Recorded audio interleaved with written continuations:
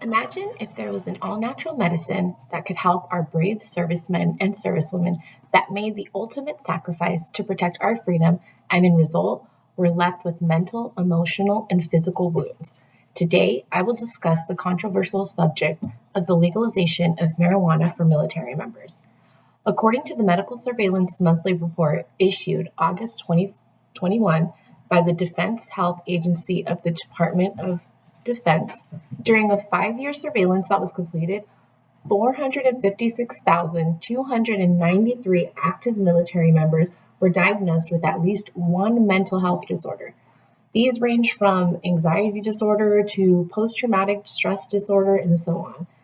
It is absolutely heartbreaking to know that our brothers and sisters that put their lives on the line for our freedoms too often deal with these exhausting mental disorders and are not allowed to medicate with an all-natural substance that may very well provide the relief they so badly need. As the spouse of an active duty Sergeant First Class in the California Army National Guard, with personal connection to this topic due to my own struggles with depression, anxiety, and PTSD, I can't emphasize enough how deeply it resonates with me.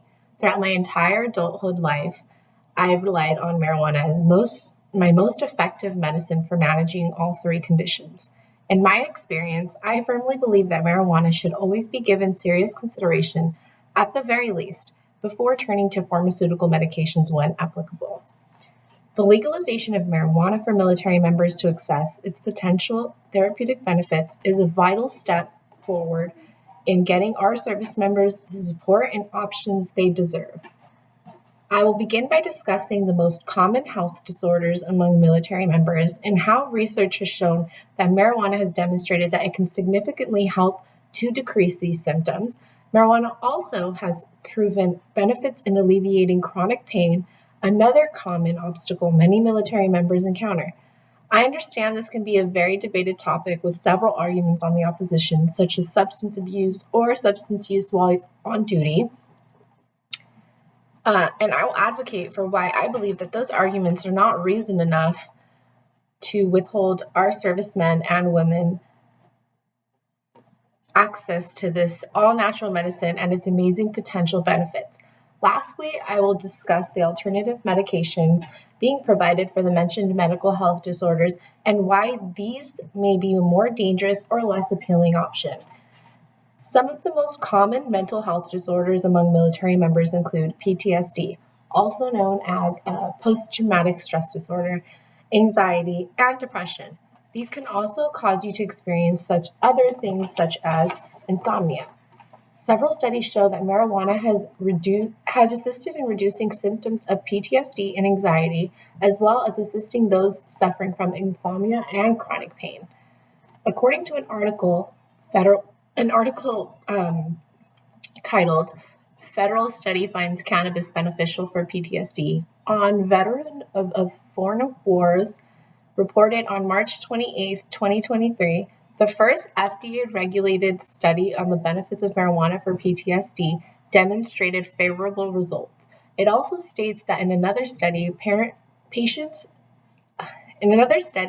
participants diagnosed with PTSD who used prescribed marijuana were compared to PTSD patients who did not use marijuana to treat symptoms. And over the course of a year, it found that marijuana users reported a greater decrease in their PTSD symptoms. They were also 2.5 times more likely to no longer meet the criteria for PTSD. That is truly remarkable. Chronic pain is another very common health concern among service members. The military consists of physically demanding tasks, strenuous training, and missions that can lead to potential injuries and eventually cause them to suffer from chronic pain. The National Library of Medicine stated on March 28, 2023, in a report titled "Veteran and Military Mental Health Issues," that a study that included 984 chronic pain patients reported that 2/3 of the patients reported pain relief as the main benefit of marijuana use, with improved sleep being the second most commonly reported benefit. Undoubtedly, marijuana has shown numerous positive study results that highlight its medicinal value. I personally believe that the opposition's argument falls short of providing a valid reason to deny our courageous military members access to this potentially superior solution to some of the issues that they have been coping with. When dealing with any substance, regulation becomes essential. In the case of marijuana, it comprises two main components, THC and CBD. Fortunately, advancements now allow us to determine the precise percentage of each in the plant, enabling us to tailor dosages and ratios to meet individual needs effectively. The potential concern of marijuana use on the job or while on duty is indeed a valid point to consider. However, I firmly advocate for granting adults the freedom to exercise their own good judgment and make responsible decisions. It's essential to acknowledge that alcohol, a substance known to impair abilities, is legal despite its proven negative effects. In this context, it seems unfair to deny military members the legal right to use marijuana medicinally when needed.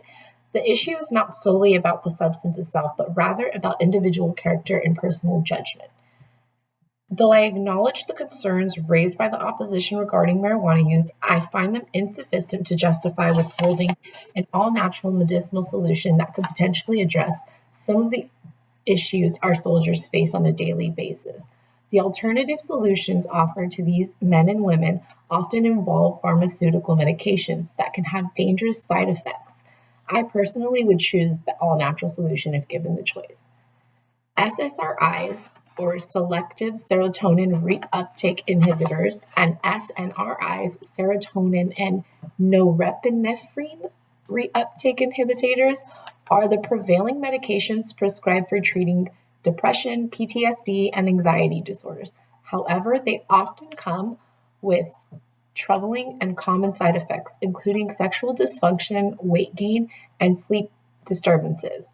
In contrast, marijuana's most common side effect is the well-known phenomenon of increased appetite, colloquially referred to as getting the munchies. I would contend that the mental and physical side effects associated with these pharmaceutical medications can potentially exacerbate depression or lead to increased anxiety. The experience of sexual dysfunction can be deeply disheartening, impacting one's self-esteem and creating feelings of isolation. Likewise, gaming can significantly affect self-esteem, while inadequate sleep can lead to serious dysfunction and heightened irritability in individuals. As I mentioned earlier, another prevalent health issue among soldiers is chronic pain. Unfortunately, many individuals seek relief for chronic pain through opioids, which can be very risky. Opioids are known to be extremely addictive and carry severe side effects. Using them can lead to dependency, and attempting to discontinue their use may result in painful withdrawals. It is crucial to be aware of these risks and consider alternative, safer approaches to managing this chronic pain. While pharmaceutical and medications have undoubtedly made significant contributions to modern healthcare, we must also acknowledge the potential dangers that they pose. It is crucial for healthcare providers and patients alike to exercise caution and explore all available options. I believe that the legalization of marijuana for military members to access its potential therapeutic benefits is a vital step forward in getting our service members the support and options that they deserve. To wrap this up, I have highlighted two critical health issues prevalent among military members: mental health disorders and chronic pain. Through research, it has become evident that marijuana can offer significant relief for these conditions, making it a promising solution.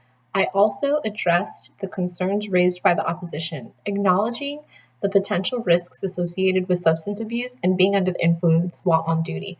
Finally, I presented a comparison between marijuana as a natural medicine and the potential dangers and risks that come with relying on pharmaceutical medications as alternative treatments. It is essential to carefully weigh the benefits and drawbacks to ensure our servicemen and women that have access to the most effective and safe treatments for their well-being. As we conclude, let us remember the brave men and women who dedicate their lives to protect our freedom and uphold our values. They deserve every opportunity to find relief from the physical and emotional burdens they carry. Marijuana has demonstrated its potential as a powerful and natural solution for their health challenges.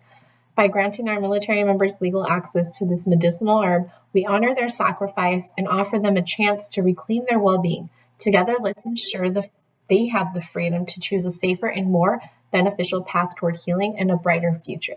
Thank you.